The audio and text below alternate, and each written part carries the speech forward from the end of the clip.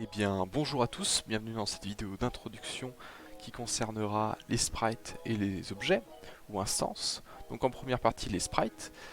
Dans notre tableau de ressources à droite, on peut voir tout en haut donc l'onglet sprite, je vais tout de suite en créer un, voilà. Ce qui nous ouvre donc une fenêtre dans notre espace de travail.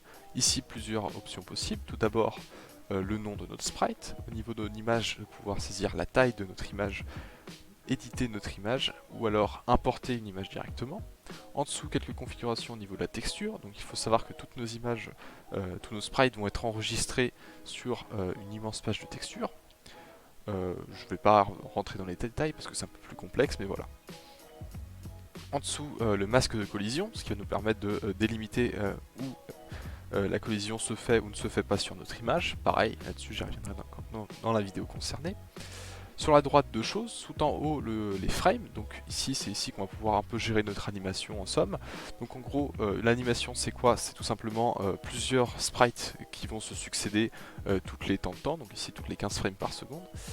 Donc voilà, c'est ici qu'on va avoir donc, notre cumul qui va être affiché. Mais voilà, ça pareil, c'est dans la vidéo qui concernera l'animation. Et en dessous, donc une visualisation de notre image avec aussi la possibilité de pouvoir positionner le centre de notre image. Donc de base il est positionné en haut à gauche. Donc si par exemple je fais tourner mon image, et bien celle-ci va tourner au milieu de ce centre. Donc alors, on va la faire un tour comme ça. Mais par contre si je passe hop en middle center, et donc là elle va faire une rotation sur elle-même. Donc ici je vais tout de suite éditer hop mon image, tac, ce qui va m'ouvrir du coup sur une nouvelle fenêtre.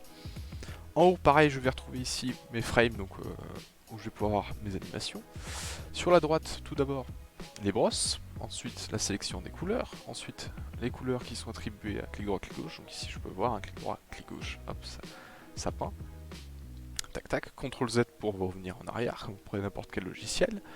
En dessous, la boîte à outils, donc ici on va avoir plein de petits trucs, donc les classiques, hein, le paintbrush donc, qui permet de faire pixel par pixel, la gomme qui permet d'effacer, le saut qui permet de remplir une zone, les remplacements de couleurs, le fait de pouvoir tracer un trait, un carré, un cercle, un triangle, un arc, un petit peu de rotation au niveau de l'image, etc. La pipette qui permet de prélever une couleur, enfin bref, tous les classiques qu'on peut retrouver dans n'importe quel éditeur d'image. En dessous, les couches de notre image, donc je vais pouvoir du coup empiler plusieurs couches d'image. Je vais revenir sur juste 2 secondes. Et donc hop, pour venir donc sur ce que je parlais, hop, l'édition de taille, donc deux choses qu'on peut éditer, la taille de l'image ou la taille du canvas. Alors c'est pas exactement pareil. Le fait de pouvoir éditer une image, si par exemple je la dédouble, ça va dédoubler toute l'image. Donc petit exemple, voilà, je vais poser un rond jaune, tape, si je double mon image, tape, vous voyez que mon rond jaune qui est actuellement sur mon curseur, ici on a la taille en double, parce qu'il a agrandi toute l'image par deux. Donc on peut voir que du coup mon cercle est 2 fois plus grand. Mais par contre, hop, si je reviens sur la taille normale, donc toujours CTRL Z, image, hop, pardonnez-moi, tac, voilà.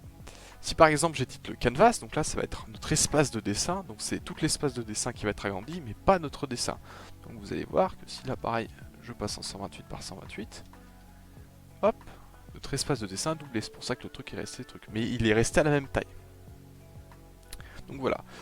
Pour ce qui est des couches, c'est tout simplement le fait de pouvoir empiler du coup plusieurs dessins. Donc par exemple si là je fais une deuxième couche, tac, je pose par exemple ici du vert, et hop, je passe sur tout. Là je repasse sur ma première couche, vous voyez que si là j'essaie de dessiner, ça n'apparaît pas parce qu'il y a une cumule de couches. Donc ça pareil, c'est l'édition classique de Sprite. Hop. Je vais donc revenir hop, sur mon workshop, après on va donc montrer un rapide petit tour des sprites, et on va donc pouvoir passer aux instances. Donc pour les instances, c'est pareil, l'onglet Object du coup. Hop, je vais donc créer une nouvelle instance. Pareil, ça nous ouvre une fenêtre dans notre espace de travail. Tout d'abord, classique, le nom de notre instance. Le fait de pouvoir lui attribuer donc un sprite. Ici, par exemple, je peux lui attribuer le sprite qu'on a créé précédemment. En dessous, le masque de collision, qui normalement le fait sur le sprite. Donc c'est pour ça qu'ici, on a le SEMA sprite. 4 petites options. Tout d'abord, est-ce que l'objet est visible ou pas? On peut le décocher. Le fait que l'objet est solide ou pas, ça va être un petit peu pour ce qui est collision par exemple. Le fait que notre objet soit persistant ou pas, donc ça c'est si quand je change de pièce, comme on a vu tout à l'heure, mon objet reste ou pas. Tout simplement, j'ai un objet caméra par exemple, bon bah j'ai envie que ma caméra reste, j'ai pas envie à chaque fois de redémarrer ma caméra dès que je change de pièce, donc je vais par exemple ici la mettre en persistante. Ensuite, si mon objet use ou pas la physique. Puis du coup, les events tout d'abord, je viens dessus après. Parent, donc ça c'est est-ce que mon objet va hériter de code ou de configuration d'un parent, donc d'un autre objet. Donc je peux par exemple avoir un objet décor, qui va donc avoir quelques valeurs attribuées du style, voilà c'est un décor, donc ça va être tel sprite ou quoi que ce soit, etc. Et je vais ensuite pouvoir avoir plusieurs enfants qui vont être l'arbre, le buisson ou quoi que ce soit, ce qui va éviter d'avoir à retaper du code dans tout par exemple. Je veux que le décor disparaisse quand je coche une option, bah, plutôt que d'avoir à chaque fois dire ah bah va enlever l'arbre, va enlever le buisson, va enlever la barrière, je vais dire enlève-moi le décor et ça va du coup enlever tous les enfants. Donc notamment arbre, buisson, etc. Ensuite, les variables qui vont concerner la physique, donc ici je peux activer la physique, ça va utiliser ces variables là, pareil hein, ça c'est configurable après. Hop, variable définition, qui vont être les variables du coup par défaut définies, ça permet d'aider. Mais tout ça en somme, tout ceci peut être tout simplement fait directement en code. Donc je vais ajouter un event. Alors les events, c'est là aussi une assez grosse chose des instances. Les events, c'est tout simplement quand le code va être exécuté. Voilà, donc ici j'ai à droite mon code, et du coup ici c'est l'event create. Alors, les events. L'événement create, c'est l'événement quand l'instance va être créée. Donc dès que mon instance va s'être créée, elle va exécuter une fois ce code. Donc à droite. Donc par exemple tout ce qui va être déclaration de variables, déclaration de ressources ou quoi que ce soit, généralement le faire dans create parce qu'on veut que ce soit utilisé une fois. J'ai envie d'initialiser une fois mes points de vie, pas plusieurs fois, bien d'accord. Ensuite destroy, donc ça c'est comme le create sauf que bah, c'est à la destruction de l'instance. Pareil, quand j'ai envie que quand mon bonhomme meurt et qu'il est détruit, ben j'ai envie peut-être de nettoyer, donc de supprimer plusieurs valeurs dans une grille de données ou quoi que ce soit, bah ça je vais le mettre dans le code destroy. Cleanup, ça c'est quand mon petit code cleanup va être exécuté, c'est un petit peu plus poussé, on n'utilise pas souvent donc je vais pas rentrer dedans. Step, ça aussi ça va être un assez grosse chose, donc ça c'est tout simplement durant le déroulement du programme. Donc au fur et à mesure que le programme se déroule, bien à chaque fois je vais exécuter ça. Donc de mémoire, si je dis pas de bêtises, il y a environ 3 steps par seconde ou quelque chose comme ça. Donc c'est tout simplement que chaque seconde qui va s'écouler de mon jeu, ben, mon code va être lu 3 fois.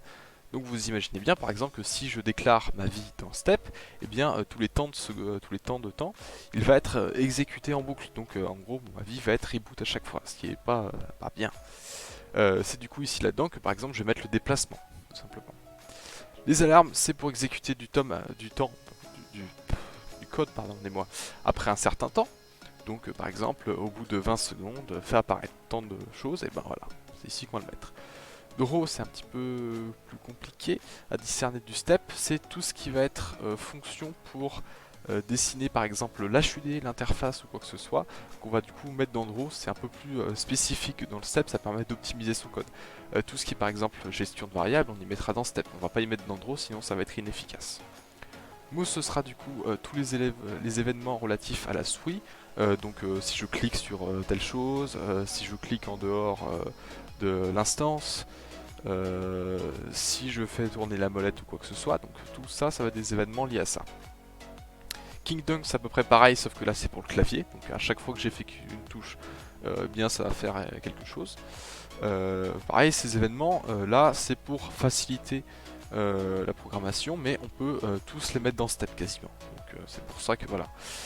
Alors la différence entre down, press et up, c'est simple, c'est que down, c'est tant que la touche est enfoncée, ce code va s'exécuter. Donc ce qui peut ne pas être pratique parce qu'il va l'exécuter en boucle tant que la touche est enfoncée. Alors que preset, ça va l'exécuter une fois quand j'ai appuyé dessus. Ce que je veux dire tout simplement, c'est qu'admettons pour tirer, je vais donc utiliser left down.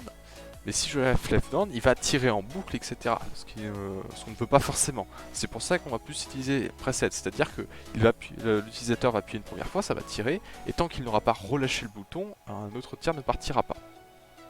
Et release, et bien tout simplement, c'est quand le bouton là est relâché. Hop. Pareil, gesture, ça je rentrerai pas dedans, c'est généralement qu'on veut faire sur de l'Android ou quoi que ce soit, quand on veut aller sur du tactile.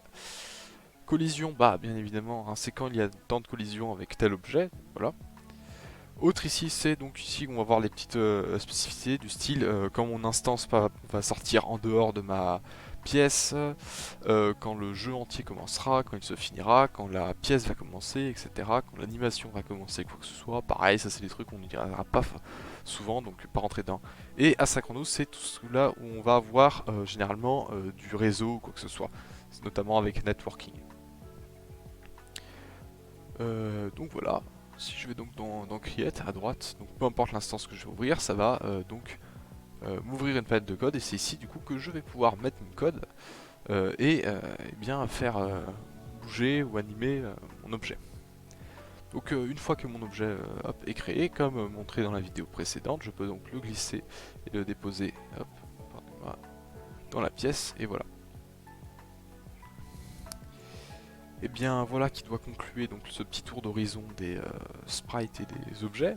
Bon, j'ai pas pu rentrer dans tous les détails, c'est assez court, hein, c'est vraiment histoire d'avoir un point de vue un peu global et basique, histoire de... J'espère donc vous retrouver dans la prochaine vidéo où là on rentrera vraiment dans de la pratique, dans le vif du sujet, avec les déplacements.